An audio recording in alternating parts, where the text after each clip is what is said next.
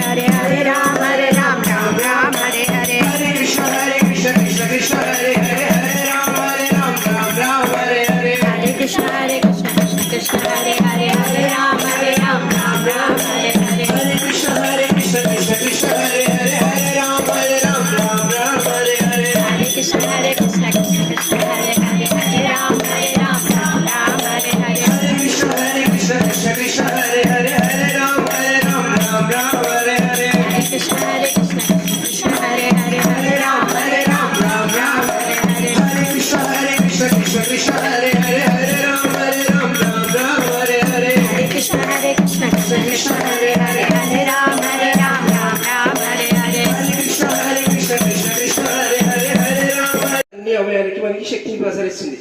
అదే విధంగా మనం విష్ణువుని ఆరాధిస్తే ఈ 33 కోట్ల దేవతలందరూ సంతోషపడతారన్నమాట.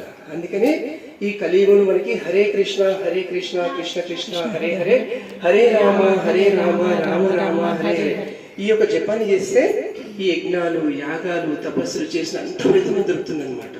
ఎందుకంటే కలియుగంలో మనకి ఆయుష్ చాలా తక్కువ ఆయుష్ మనకి 100 సంవత్సరాలు ఎవరు ఉంటారు 100 సంవత్సరాల వరకు. కానీ మనకి ఎక్కువ ఆలోచనలు ఉంటాయి అనమాట. మనకి ఏదో సాధించాలి కానీ మనకు అంత ఆయుష్ సరిపోదు అనమాట.